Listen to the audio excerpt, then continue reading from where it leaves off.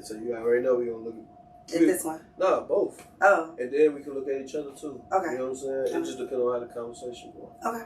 That. So today on One Take we got a real special guest. Definitely be hosting Going Crazy. Y'all go on book her. She gonna turn y'all shit up. Mm-hmm. For the folks that might not know you, even though you going crazy on the host and the viral, who we got? Stina Dias, the one and only. Yeah. The one and only, yes. Yeah, that's the right way. Appreciate you for pulling up and rocking. Yes, thank you for coming. All right, all right, you a host too. She's so used to that shit. She's like, oh, thank you for coming to my show. Right. I'm the guest here. Let me sit. So yeah, I appreciate you for coming. I know you be busy and shit. You know what I'm saying? Mm-hmm. So we gonna get straight to it. Where you from?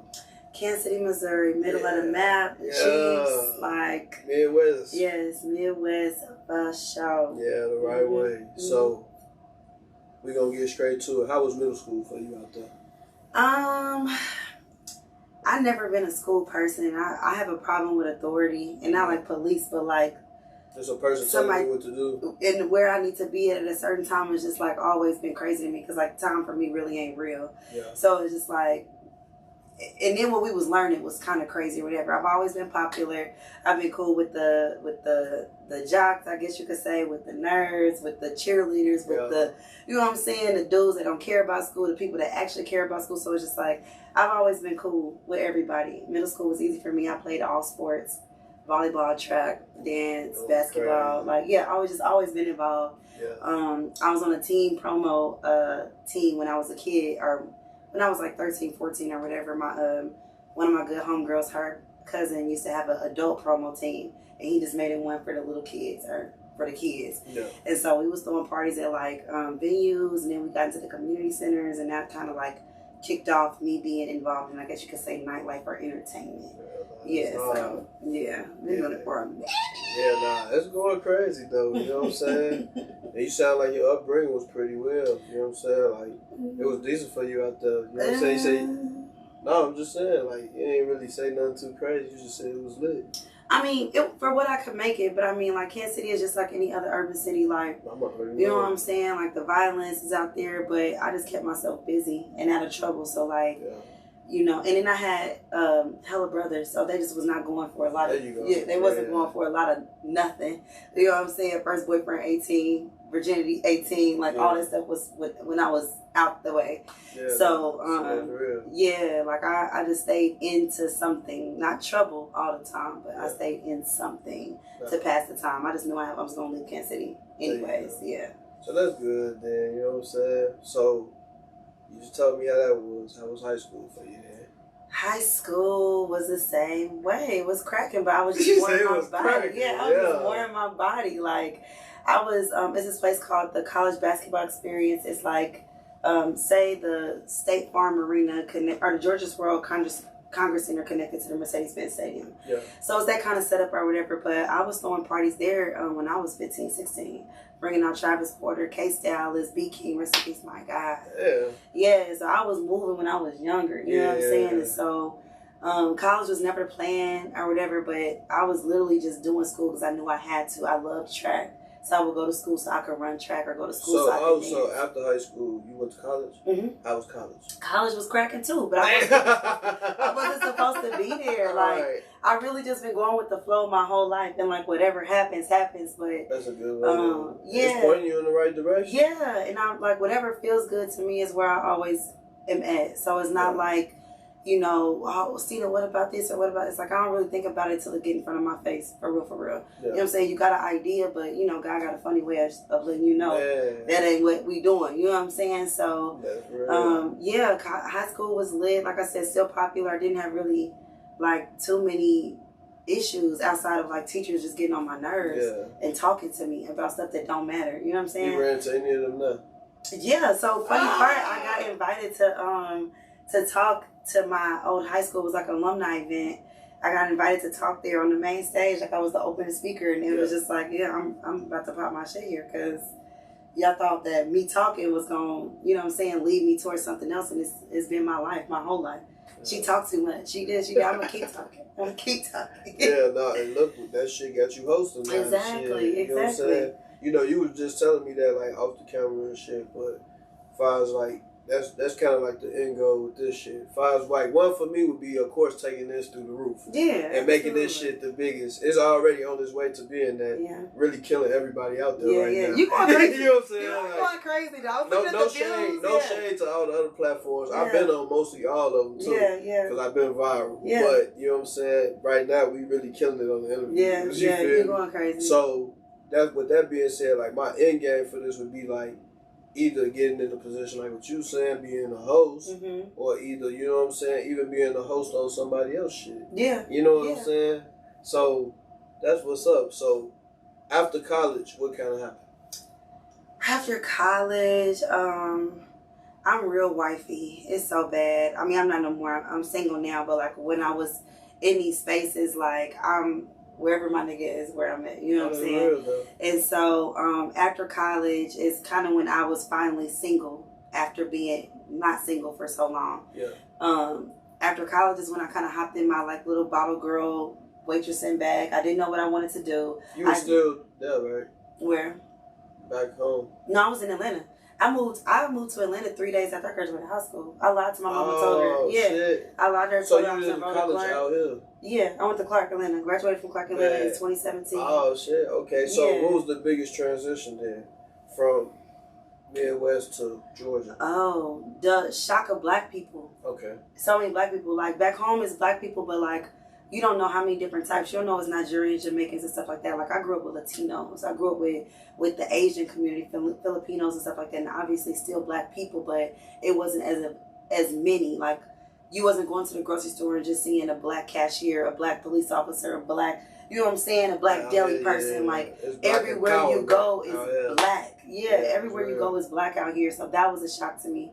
And then just the fact that the city don't really sleep. Like, you could be out until 7, 8, 9 in the morning and actually have some business about yourself and not just be in some bullshit. Like, you actually can have some business about yourself. And that's where a lot of the deals, honestly, in Atlanta be happening.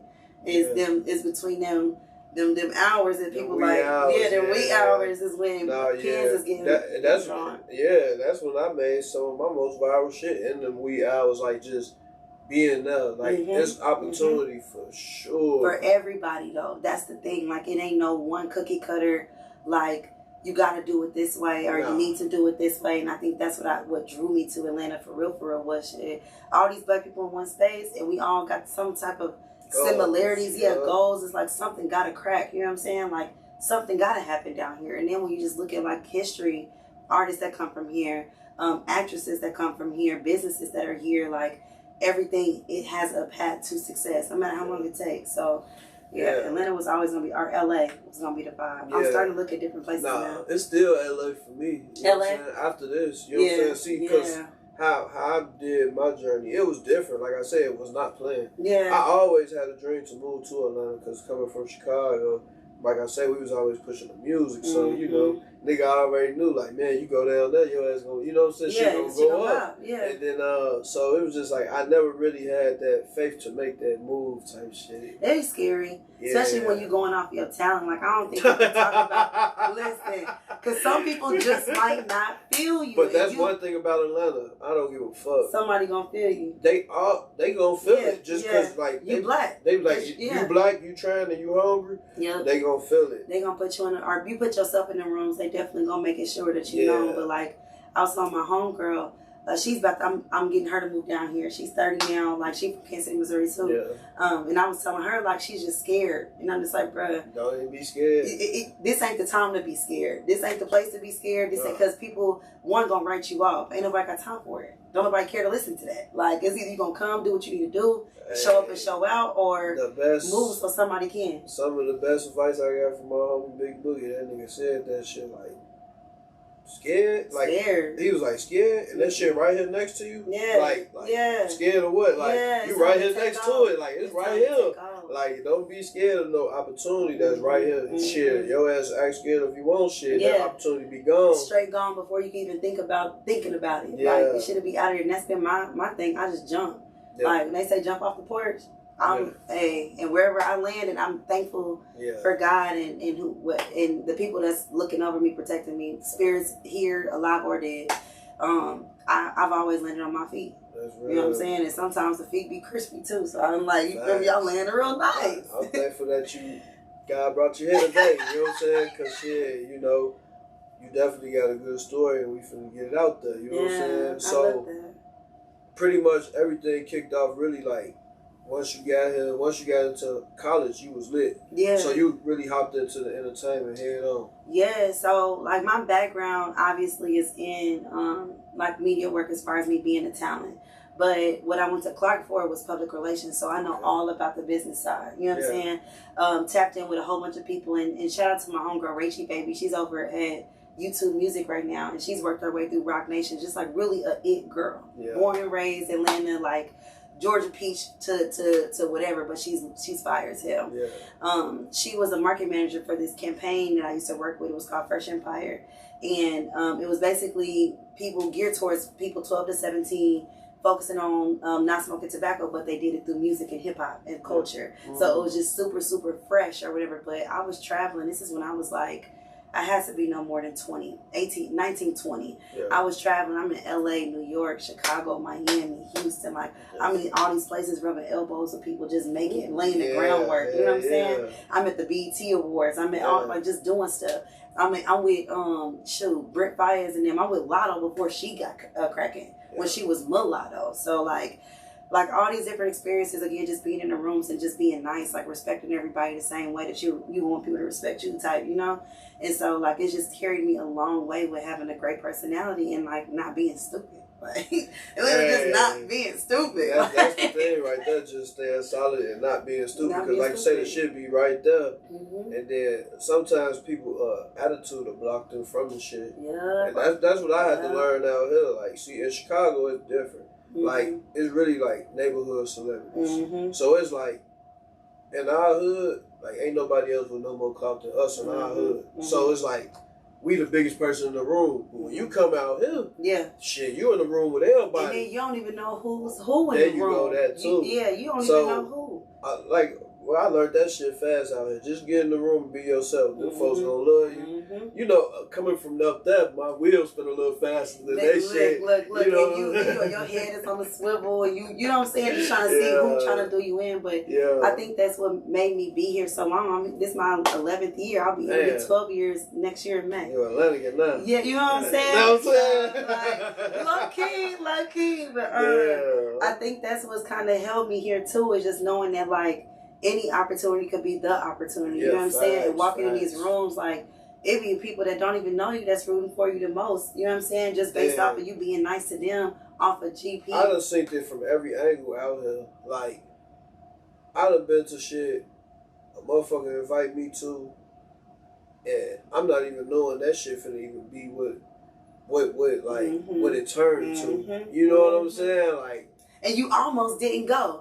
You almost didn't feel like it or wasn't, you know what I'm saying? And that be the moments I've learned, like, the times that I don't want to go do something, that's the time I make myself get up and go and do it. Yeah. But sometimes I still trust my gut with certain shit. Yeah. And then, like, but it was just something like that happened the other day. It was just kind of probably time consuming because I was doing this all day. I'd be recording all day. Mm-hmm. This shit be pre-recorded. So it's like in days. Yeah. That's how I could drop like that. Oh, you know what I'm saying? Yeah, because you do it. Okay. Yeah, so you see I did probably already 2-3 people a day. Already changed and everything. Yeah, you know what I'm saying? That's lit, though. But that's why I was like, motherfucker invited me to a video. I knew it was going to be lit. Mm-hmm. But then, bam, I ain't go to the video. And fucking 42 Dub was there, and fucking somebody else was there too, YBT fan. Mm-hmm. Plus with bro who invited me. Mm-hmm. You know what I'm saying? But I mean, it'll. I think when you miss out on the opportunity, I think it give you time to realize like not to miss no more. Not to miss no more. That's really where you. Yeah, I've been to shit out here. Motherfuckers that invite me just to some random shit. I'm thinking this finna be dry. I go to this shit. 2 Chainz at this shit. T.I. at this shit. Like just on some chilling shit though. Like they not even in there on no club shit. Mm-hmm. And I'm like, damn. Yeah. So what's some of the biggest opportunities you had out here? Well, I'm gonna say first going to Clark, Atlanta. Like honestly, because that's how everything kicked off, right? I'm trying to really get that out of you. How did everything kick off, like with the hosting? Well, I started hosting back in Kansas City. Okay. So I had been hosting. I had stopped because, like I said, I was playing wifey. I was like, I would go from class, I'm going home, cooking my man something to eat. And so it had re-kicked off. My homegirl hit me up. This was 2019. And Fin and Feathers had just opened up on Edgewood. Yeah. She was like, I'm throwing a boss girl brunch. I want somebody to come and host. And I told her, I said, well, yeah, I'm not the host that's just like, I'm coming to sit in the club. Like, I get on the mic for real. Right. You know what I'm saying? And so I got on the mic. I ended up matching with the DJ. He's super fire. DJ Philly Ties, so fire. And then come to find out, I had knew the owner of this spot because I was going to Escobar. He was the manager there. Okay. And it was something that happened. Some girl said that something was in her food. Mind you, she killed the food. And I don't want to say I was a witness, but he walked up to me and was like, hey, did she da-da-da-da? I'm like, man, she killed that shit, bro. Like, you see the food is gone or whatever. And so just off of that, he's like, damn, I remember you. I'm like, I remember you too. Right. Boom. I'm hosting there every Sunday now. So with that, that's people was coming in there, and I was just taking that opportunity for 1, practice, 2, networking, and 3, just to like, I was doing it for, I was getting paid, but I was eating for free, drinking for free. Yeah. I'm kicking it. Like, you the life of the party. This shit ain't the party without you. Exactly. And so I'm just like, damn, I forgot how much I loved it. But you know, you in a relationship, you lose yourself. Like, you know, that's the situation. So that was a way of me really like grasping Stina Dias back. Because at first I was just Stina. Nobody wasn't calling me my full name. Out here, at least.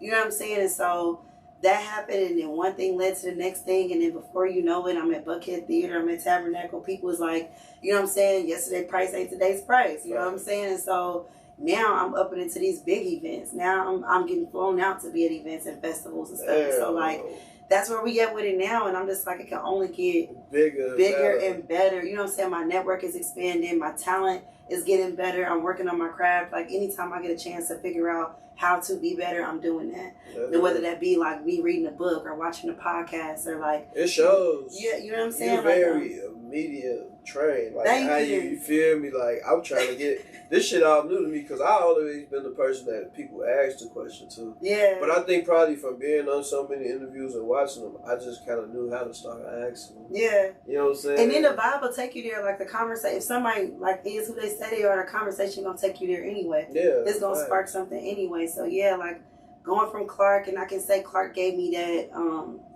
that power back to be like, girl, you could do this. You could do this. Yeah. Like, ain't nothing stopping you. Nothing's in your way but you. Yeah. You know what I'm saying? And so, yeah, coming from Clark, and then again, just being around so many lit people. Like, I've never been around. Like, I've always been a lit person.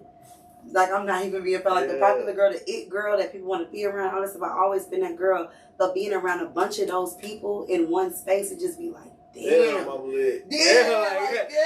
Like this is lit. I'm lit. Some people don't know how to take it, but you just gotta embrace it. Like, you know what I'm saying? Like, that's why I say, like, I come from a place where sometimes I'm used to being the biggest nigga in the room, but then come out here, put you in a room with a lot of big motherfuckers. It humble you real quick, because you gotta get back on that politicking and that campaigning and that. You got to. Yeah, like, hey, I'm this person, or hey, let me grab the mic. Like, yeah. So that's where I'm at right now with my career. I don't want to say I've overtaken Atlanta, but I didn't really did what you made a good mark here. You know what I'm saying? Like, and then if I ever wanted to like do whatever in Atlanta, I could. I know people, and so right now I'm on a tour. I just came back from New York. I go to DC on Saturday. Next weekend I go to Chicago. Weekend after that I'm in Houston.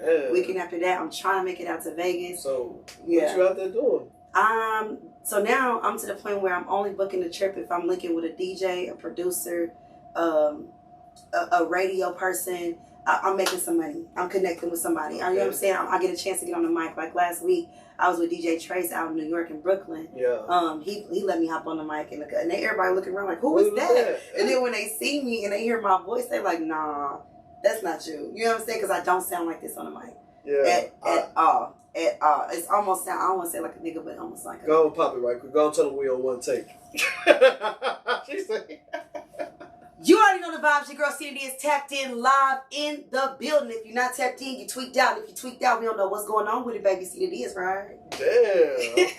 How the fuck you do that? Voice training. And then I do, like, I could see how people thought Einstein was crazy, because when you got so much going on in your head, you start to talk to yourself. You start to pace back and forth. You start to look crazy a little bit. You know what I'm saying? And so When I'm at home, I'm talking to myself. I'm in the mirror. I'm looking at myself, or I'm looking at podcasts. I'm looking at who I want to be. Okay. You know what I'm saying? And that's smart. That's a gem. Yeah, you know what I'm saying? So I'm like, I'm always taking the opportunity to learn from somebody, whatever it is. When I'm in the car and I'm not listening to my music, I'm listening to the radio.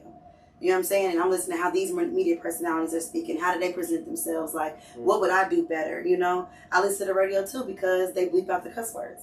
That gives me my pockets of when I can talk in the music without me having to sit down and take time away from it. I just know how to maximize my time. You know what I'm saying? I'm in the car, I'm listening to an audiobook. If I'm at the house, I'm working on marketing. If I'm at, you know what I'm saying, my little I'm working on my stuff. You know what I'm saying? You're talking like a little, my little okay, yeah. So it's just, I just try to maximize my time, and like I go by this live fast, die pretty. Yeah, I've read that. Yeah, it's just my brand. It's really like, we dying every day. I got a crazy relationship with death. I didn't, like, before the age of 20, being at hella different funerals. You know what I'm saying? Yeah. And so I just know that any minute could be your last minute, and I want to make it my best minute. And so I'm always trying to outdo me. Man. Every single day, every single time. It's like, how can I be better than what Stina doing? I don't really look at nobody else. I don't see nobody else. And I tell her all the time, like, not that it's not competition. It's just like, we in different lanes. And when you're doing you can't come in my lane. And I don't want to be in your lane. You know what I'm saying? So that's just where I'm at with it. Like, I'm excited to see where it's gonna go. It's going big. It's going to the top. I done seen you do a lot of viral shit. I'm pretty sure they done sent you. I just sent you with Sexy Red. Mm-hmm. Go ahead and tell me some of the biggest shit you hosted. Yes. Buckhead Theater, Case, Kiki Wyatt, Donnell Jones. That was a major one. Shout out to Big Bank. Shout out to Shy Jones. Shout out to the whole Big Fact podcast. Nice. They all hard. Kodak, Big Homie's House. That's a huge platform I'm a part of or affiliated with. Yeah. I can't say what Duke Deuce at Buckhead Theater was lit. G Herbo had just dropped his album. He lit as hell. Mm-hmm. We were at the Tabernacle for that one. Lil Scrappy, like I said, that was lit. I did Sweet Heat Miami. It's a whole festival, and they flew me out there. That was my first flight. They paid for everything, and I'm like, I'm lit. My name on the room and stuff. I'm I'm inviting the homies down here. We gonna get it cracking down here. So what? Yeah. And so that was lit. Like I said, getting flown back home to speak at my high school, my alma mater, that was lit too. That was a full circle moment for me, especially with it being, I'm about to be 30 next year. So it's just a lot of stuff is coming full circle for me. That's great, and the fruits of my labor is that's how that shit getting invited. It should be taking a long time. I did music and shit for up to 10, 11 years to get right here to this point. Mm-hmm. And now it's overlit now. Mm-hmm. You feel me? So you gotta turn stuff down. Yeah, there you go. Yeah. I do. So you know what I'm saying? That's what's up, though. You definitely headed big places. You know what I'm saying? Yeah, that's the goal. And the crazy part is, though, when I'm doing what I'm doing, I ain't even worried about trying to be the biggest. I'm just doing me. That's it. I'm just doing me, and it just so happens that I'm in situations or positions, and it end up being lit. It's in you, it's not on you. Type shit. You know what I mean? Everybody always asks me, what advice you gotta give to people? Just do you. Yeah. Do you. I can't do nobody else. I don't know how to do. I don't want to do nobody else. You know what I'm saying? I wake up and I do me. What Stina want to do? How Stina feeling? What Stina want to eat? What Stina want to, you know what I'm saying? How Stina want to ride? That's just how my life go. I don't really see too much else. Yeah, that's real, though. You know what I'm saying? So what you working on next? Right now, I love music, and I've already been trying to tap into A&R work and that type of situation, but I have. I just had an A&R on here fucking yesterday from Generation 9. DJ Drama label. Willie, shout out to bro. Our interview's gonna come out. It'll come out probably the day before this. Oh, that's lit. Okay. But he came up here. Cause he came up here and broke this shit down. Yeah. So I definitely need to connect you with him because he the A&R for that shit. Yeah, and I'm about to say, the industry we're right now with independent artists and with record labels, everything is in a different space now. Yeah, it's in a loop right now. He said it on this bitch. He said, you really could kill this shit independently because I put him on the phone with my brother. Yeah. You know what I'm saying? Yeah. Like I say, shit, we lit and we doing streams and all this shit independently. Like, shit, you really don't. You don't need He said, you really need, that was the next question. He would say, you really need like a PR team and all that. So what is a PR for the people that might not know? So PR is going to be just your public relations. So it's crisis management. It's dealing with internal, external communications, like how you look, how you present yourself to your target audience, how you look to buyers and sellers, how you look to your consumers. Let me say that. Public relations are the people that get your skeleton for what your creative outlook will look like. So say, hey, your goal is, I want to be on tour in such and such and such state, country, whatever. How will we do that? What connections do we have to reach out to? How are we getting the funding for this? What people or endorsements or collaborations will make sense for this artist? Okay, boom. Now, how are we going to package this? Are we going to get some influencers to pipe this music up? Are we going to get, are we going to do a media run where we hit the clubs and we just doing straight, play my music, play my music, play my music? Are we doing interviews? Like how? That's what the publicist is supposed to do. They're supposed to set you up with content. They're supposed to set you up with gigs, and they're supposed to make sure you see it through so that it aligns with your brand. Damn. So yeah, that shit just made me dizzy. Yeah, but that's what it is, and a publicist keeps the image moving. So that's probably how you so good at it, because you pretty much like me. You your own publicist. You your own everything, really. So that's just a gem right there. Even having that knowledge, that's how you able to move and shake. Yeah, like look real professional. Look like, you know what I'm saying? Like, damn, so that's smart. Yeah, but anybody that's trying to be somebody, you need a publicist. I have a publicist. Yeah. Anybody, you need one. So you got a publicist. Well, I thought you was your own. You was at first. I was at first. I just got one in, what was that, February? So back then, when you was your own, you was going to school for, like, what was your goal then? My goal was to maintain my image for what I'm known for. Like, you know how people say they shadow banned or like, you know, they're not getting the engagement that they want. It's because as simple as AI is, you don't know who you are. And that's a hard pill to swallow. When you don't know what you don't know what your content is, you don't know what you're posting, you don't engage in the content that you want to reflect your content. You know what I'm saying? So like your For You page is gonna be everything that you engage in. If it's not nothing that's parallel to what you're doing, they don't know who to promote your shit to. I don't know. Because you don't know. Right.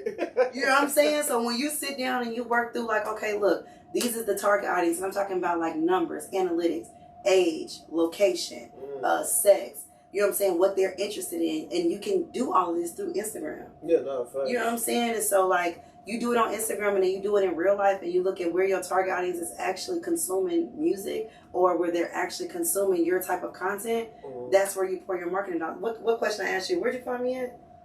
Then I'm trying to figure out, okay, so damn, I need to push more into that. So it's just like, that's just research that people don't do and just think that they just going to keep throwing and hopefully it stick to the wall. Yeah, it's just like, no, you got to at least keep throwing in the same spot. You know what I'm saying? So that somebody can see that spot growing, but you throwing over here, you making a cooking video, then you making a traveling video, then you making a get ready with me video. That only works for people that have a fan base. If you don't, they just like to see you do whatever different shit at that point. Yeah, at that point. But it's just like if you don't have no niche, if you don't have nothing that's making sense for why people are coming to your page consistently. I know when I come to this page, I can see this, this, and this. 3 things: A, B, and C. When I go to Wallow page, I can see what? Interviews, music, and drip. Oh yeah, questions. Yeah, facts. Yeah. You know what I'm saying? I know what I'm gonna get when I go to this page. Yeah. So it's just like. She said that drip. Yeah, because it's saucy, Hey, yeah, no, that's what I was saying. Like, just a little jump files. Like, that was kind of how my shit I was set up. Like, files, like, it's to target the females for sure. Because all the guys watch pretty females. So I really don't care about. Shout out to my guys, but I'm saying like my content is really for the females because the females like to see other females for sure. Absolutely. And then, like I say, all the females I'm working with, it's a lot of guys following them. So the dudes gonna see me anyways. Yeah. And then as long as I just got some drip on. Yeah, it's definitely like, cool as hell. There you go. Cool as hell. So yeah, like it's between that, but like before I got my publicist, and I still work on my stuff too. Yeah. I be sending him stuff like, hey, I be checking behind him. You know what I'm saying? Because I feel like you're never too big to still be a part of your brand. Look, my homeboy told me some shit like this that was crazy. Like, basically, when he pay a person for a service, he know how to do it. Just so that he make sure they doing it right and they ain't overcharging. Yeah, no, for real. Just think of somebody that owns a restaurant. Like, if you don't know how to make drinks, if you don't know how the food's supposed to be prepped, if you don't know how the kitchen's supposed to be clean, if you don't know how the food's supposed to be served, you can't be successful. Yeah. Because you don't know. You're just going based off of what people didn't told you. And it's just like, people don't do that basic research, that basic layer of foundation to make sure that they shit gonna be lit. You know what I'm saying? And so, for me, like I said, I still have my books from college. I still reread those. I still read podcasts or listen to podcasts. I still read books, and I'm keeping up to what's happening right now. Because our industry is forever changing. It's nothing that you wake up and it should be a whole 180. Yeah, and they on a whole new way. It's just with the internet. Yeah, that's the reason why I like it. I always had the advantage with the internet from being from Chicago. Because we gonna get hella views just because people watch Chicago shit anyways from the jump. So it's like, that was an advantage. But then now I feel like I could cover more ground with it. Especially collabing with, because that's what I say, I'm down to collab with whoever. It don't matter, because shit, they know some people that don't know me yet. Yeah, that want to know me. That want to see a nigga coming down their screen lit.